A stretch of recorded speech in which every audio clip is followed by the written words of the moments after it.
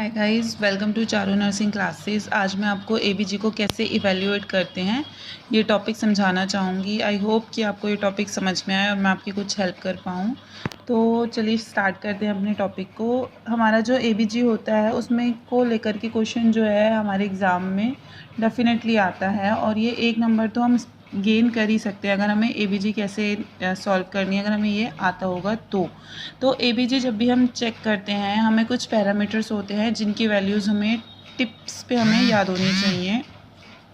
जैसे कि एबीजी में हमें पीएच दिया हुआ होता है और CO2 का वैल्यू दी हुई होती है और बाइकार्बोनेट की वैल्यू हमें दी हुई होती है।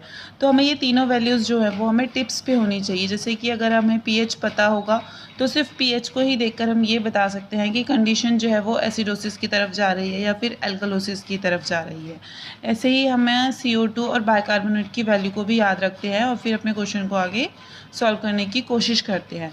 एबीजी में जो हमारा CO2 तो है वो हमें रेस्पिरेटरी इंडिकेटर होता है जो हमें बताता है कि कंडीशन रेस्पिरेटरी से रिलेटेड है, और जो बाइकार्बोनेट होता है वो मेटाबॉलिक इंडिकेटर होता है।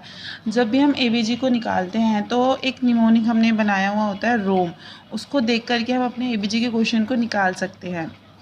रोम जो है वो इस तरीके से हम उसको क्लैरिफाई कर सकते हैं। रोम R for respiration, O for opposite, M for metabolic और E फॉर इक्वल।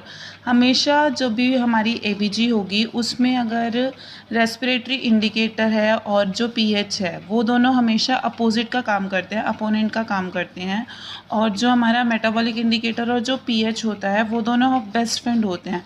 मतलब अगर पीएच बढ़ रहा है तो आपका मेटाबॉलिक इंडिकेटर भी इंक्रीज़ होगा, और अगर आपका रेस्पिरेटरी इंडिकेटर कम हो रहा है तो जो पीएच होता है वो आपका अपोजिट डायरेक्शन में जा रहा होता है। तो इस तरीके से रेस्पिरेटरी और पीएच जो होते हैं वो आपके अपोनेंट का काम करते हैं, और मेटाबॉलिक इंडिकेटर जो होता है बाइकार्बोनेट वो आपके पीएच के साथ हमेशा दोस्ती निभा करके चलता है। अब जैसे रोम को जो है मैंने एक इस चार्ट से जो है समझाने की कोशिश कर रही है। अगर हमारी कंडीशन जो है वो रेस्पिरेटरी से रिलेटेड है तो उसमें अगर हमारा पीएच बढ़ रहा है तो CO2 का लेवल डेफिनेटली हमें डिक्रीज़ होता हुआ मिलेगा, तो कंडीशन जो है हमारी अल्कलोसिस हो जाएगी और रेस्पिरेटरी से रिलेटेड होगी।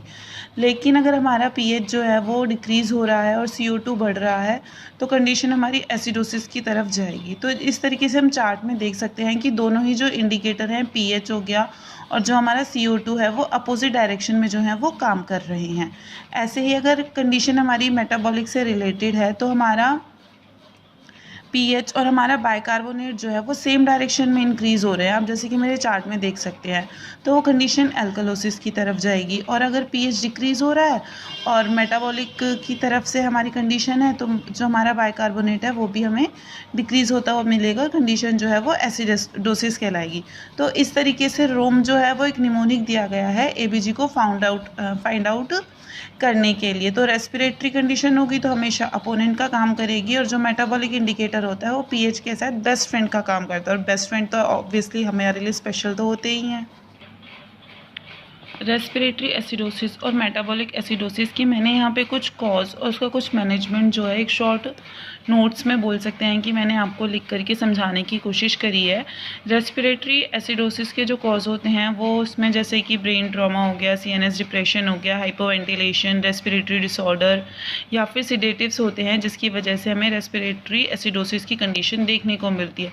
तो ऑब्वियसली जो मैनेजमेंट होता है वो हमारा अकॉर्डिंग टू कॉज की तरह हम उसको ट्रीट करते हैं। तो जो हमारा कॉज है उसको फाइंड आउट कीजिए और अपनी ट्रीटमेंट जो है वो आप कर सकते हो। रेस्पिरेटरी एसिडोसिस में मैनेजमेंट हम क्या करते हैं?